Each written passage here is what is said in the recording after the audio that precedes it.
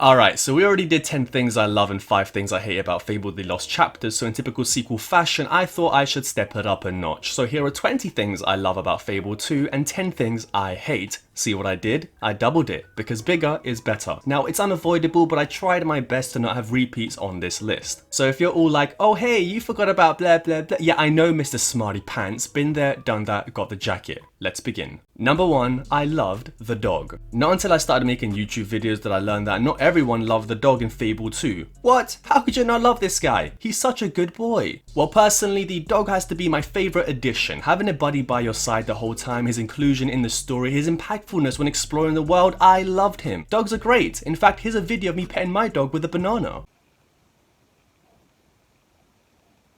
Number 2, I loved the bigger world. My biggest complaint from Fable 1 were the tiny and half the time irrelevant regions. Just going from one area to the next had us travelling through 4 or 5 regions that we'd never again revisit. Well, Lionhead listened and improved. Fable 2 decided to have less regions, but as a result made them bigger. Areas like Bower Lake and Brightwood were open, spaced out, memorable locations that were not only interesting to travel to, but had more nooks and crannies to explore. Number 3, I hated the corridor areas. Whilst places like Bower Lake and Oakfield were very open and explorable, other areas like Rook Ridge were basically just one big corridor with chests and dig sites along the way. You couldn't deviate from the path to get to the next location, nor were there other ways to get there. So it was basically a level from a PlayStation movie game. Ho ho ho ho! Shots fired! Number 4, I loved the fluid combat. Whilst Fable 1 had grander combat, personally I think the fluidity of 2's was more fun. Well, at least for melee and range. Don't worry, I'll get to the butchering of magic a little later on. Being able to switch from sword to gun to magic almost instantaneously made combat fluid, seamless, and timelessly enjoyable. Number 5, I loved the guns. Now don't get me wrong, I love nothing more than cosplaying Legolas in my spare time. Heck, in RuneScape I was always a range pure, however I genuinely really enjoyed the addition of guns in Fable 2. I do wish they kept longbows and maybe had them hit harder but slower, but nevertheless, though it's an unpopular opinion, I think the guns were pretty neat. From pistols to rifles, they looked cool, had different ways to complement your playstyle, and they made bang bang noises. Number 6, I hated the underwhelming magic. Remember 15 seconds ago when I said I'd talk about it later? Well, I'm talking about it later. Lionhead could have literally just left magic the way it was and people would have been happier than the change that they made. Magic in Fable 2 just felt rather generic. Each upgrade just did more damage in a wider area of effect, whereas Fable 1 had tons of different spells to complement your playstyle. So if you were someone who wanted to play purely as a swordsman or archer, magic was still very useful to you. Fable 2's magic wasn't bad. It was actually really fun, but when you compare it to 1's, it was clearly pee pee poo poo. Number 7, I loved vaulting and swimming. Invisible walls were still very much a thing in Fable 2, however giving us the ability to vault over fences and swim in the water, I'm dying, gave us more ways to explore the areas and stop the world from feeling totally blocked off. Remember that moment from Skyrim when they were like, see that thing? You can go there? Yeah? Well, I like that kind of stuff, and Fable 2 introducing vaulting and swimming meant the game kinda had that stuff. Number 8, I loved the jobs. A weird decision Lionhead made with Fable 2 was that the player would no longer earn gold from completing main story missions or most side quests, but instead we'd have to dirty our hands and make money through jobs like a damn peasant. Now, although jobs weren't even close to the best way to make money, I still really enjoyed this addition. Was it creative? Not really. Was the minigame fun? I don't think so. Was it worth maxing out? Not in the slightest, but I liked it, damn it, get off my f***ing back. Number 9, I love the introduction of co-op. Now for this one, I think a few of you are probably scratching your heads wondering if I mixed up my loves and hates like a bipolar teen girl crushing over Brad the hot guy at school, but damn it, my philosophy on co-op is simple.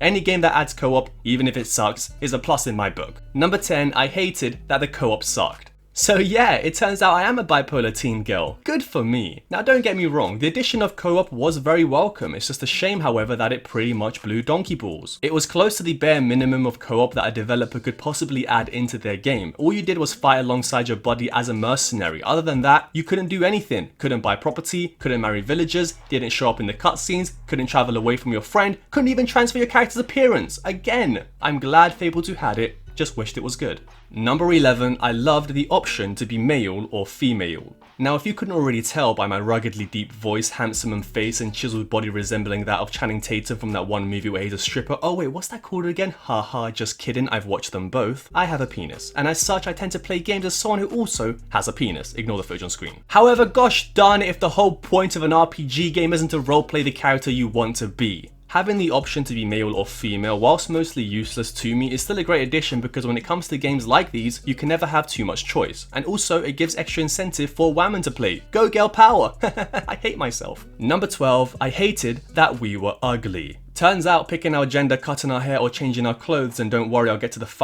clothing system later in this video, mark my words, meant jack all in the grand scheme of things because no matter how hard we tried to look pretty, just like that one song by that one band, in the end it doesn't eat fuck you. I have no earthly idea how when Line had finished designing the characters' faces, the devs all looked at each other and just went, yeah, that looks fine. We looked terrible. I had the bandit's bandana equipped covering my face literally the whole game, and when my sister played as a female, she wouldn't even increase her stats past like 3 for fear of looking like the Hulk in a dress. Number 13, I loved the expression wheel. I don't care what you say. I don't. I love the flipping expression wheel. I think it was great, and whilst choppy in the frames department, was quick and easy to use. I enjoyed unlocking new emotes, and I like that you could fail the fart expression, end up crapping your pants in front of everyone. But seriously though, throughout all 3 Fable games, Line had tried their best to give us different ways to interact with the people of the world, and whilst it wasn't perfect, I think the expression wheel did a great job. Number 14, I loved the improved family system. Fable 1 had a decent family system, but Fable 2 improved it. It wasn't that much better, but it was better. And an interesting moment was if you went out adventuring and didn't return home for a long time, once you did, the missus would give you a right old bollocking. Number 15, I loved having kids. Now this is kind of weird for me to say because as a man I can't even say I like kids without people raising an eyebrow and putting me on a list, but when I grow up I want to have like 100 kids of my own. And the reason for that is purely because in Fable 2 I made love to my spouse so many times that I had an army of children that would one day fight by my side. It was cool and I want that. I don't know, jokes aside, having kids in the game was just a nice addition and gave us a bit more of a connection to the world. Nothing special, but I think it was pretty neat. Now let's move on before the FBI shows up. Number 16, I hated the loss of family interaction.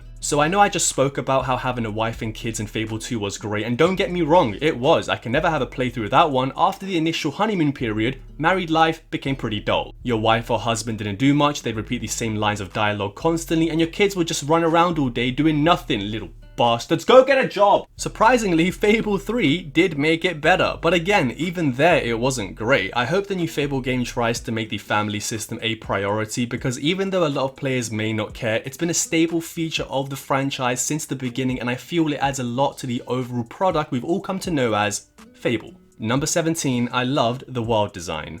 Ah, Fable 2. What a pretty game. Though the graphic fidelity hasn't held up through the past, 13 years, ugh. The dark fairy tale Pixar-like art style is great and makes it still such a gorgeous game today. From luscious vibrant fields to dark menacing temples, Lionhead may have messed up a lot through their tenure, but the one thing that was always great was the world design. Number 18, I loved the gargoyle statues. Maybe it's just me, but I genuinely enjoyed hunting gargoyle statues. I think those little bastards were an interesting way to add new collectibles that actually rewarded you for collecting them all. Just like the silver keys, gargoyles were actually worth hunting and not just another thing to tick off your list when achievement hunting. Number 19, I loved the demon doors. Demon doors have to be the greatest collectible type thing to ever be added into a video game. Very interesting puzzles that have charm, intrigue, and worth. Such a unique way to incorporate collectibles. Fable 1 and 3 also had demon doors, but I think Fable 2 had the best demon door puzzles and rewards. From legendary weapons to a literal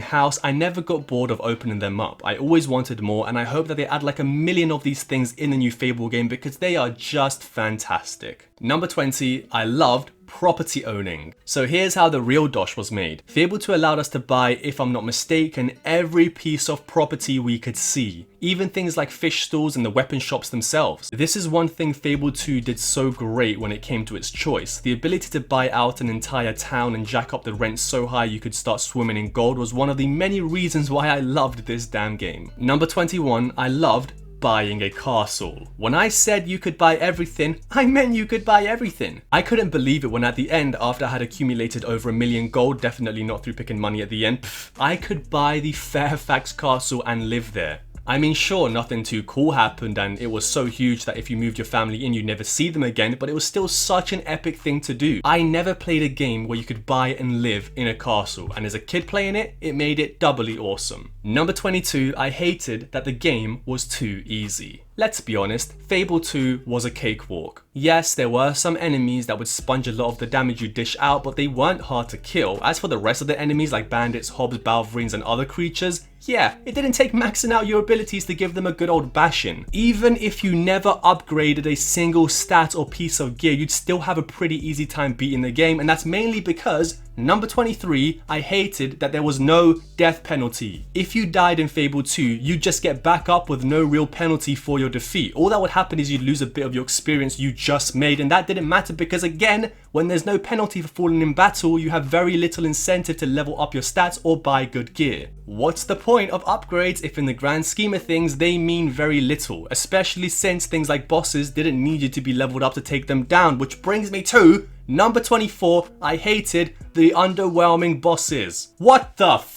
happened to the boss battles in Fable 2? I mean, Fable 1's weren't anything mind-blowing, but at least they existed and were actually, you know, there. Twin Blade, the Kraken, the Wasp Queen, the giant scorpion thing in the arena. I don't have a single fun, memorable boss fight from Fable 2. Literally, not one. As a matter of fact, the only memorable boss fight from Fable 2 was number 25, I hated the end boss. Damn it, Lionhead, you sons of bitches, who do you think you are? After putting in hours upon hours upon hours of playtime going through the world, story and trying to avenge our sister, dog and family's deaths, who thought it would be funny to let Reaver randomly take our kill on Lucian, huh? Have you no honor? I mean, it would have been one thing if we had an actual epic battle with Lucian, but we didn't. It wasn't a big boss fight, we didn't slash him down. We just whipped out the music box and held it in the air like we were serenading our crush next door from her window with a gosh darn boom box and let some light do the job. This one hurt, Lionhead. This one hurt. Number 26, I loved the story. Alright, I think I've calmed down. Fable 2's story was great. Genuinely loved it. Was it short? Sure. Did the end boss suck? Yes. But I don't care what anyone says. The story was great. Fantastic intro sequence, enjoyable throughout, like no filler at all. And every time I replay the final mission where I'm a kid again and have to leave Rose behind, I get chills. And that ending with Teresa when she's all like, but the spire is mine. Ooh, hot dog! Number 27, I loved these side characters. Do I really need to say anything here? Teresa's character had some more fleshing out in Fable 2, and even though she knew we were direct descendants of her bloodline, she still purposefully led us to the castle knowing full well it would lead to our sister's death. And this made her character very in-depth and mysterious. Was she good or bad? What did she want with the Spire? How did she live for over 500 years? Garth and Hammer weren't anything special, but I still liked them, and Reaver is the second best and at times the best Fable character ever. Oh, and Lucian was great. He was a douche, but the reasoning for him being a douche made sense and gave him some actual character development rather than bad guy, do bad thing. Number 28, I loved the writing. The writing has to be one of the biggest reasons to why Fable is such a charming game. If you skip the dialogue in Fable 2, you may as well just not have played the damn game. I mean, heck, Reaver's entire script is basically a smorgasbord of Lionhead writers showing off what they could really do. I genuinely think Fable 2 nailed the atmosphere and managed to have a great blend of darkness, lightheartedness, and hilarity, and that's mainly due to its writing. Number 29, I loved the music. Hello, it's me, the guy from the video, but this time from the future, if you couldn't tell. So whilst editing this video, it turns out I completely forgot to record the part about why Fable 2's music was good. So that's why I'm here again. Just can't get enough of me, can you? So, Fable 2's music was really good. Alright then, catch you on the flippity flop. Number 30, I hated the removal of armor. Who thought it would be a good idea to remove armor in a role-playing game? I've said it before and I'll say it again. The removal of armor in Fable 2 was the worst decision Lionhead ever made. You're telling me Peter Molyneux stood up in that conference room, suggested this change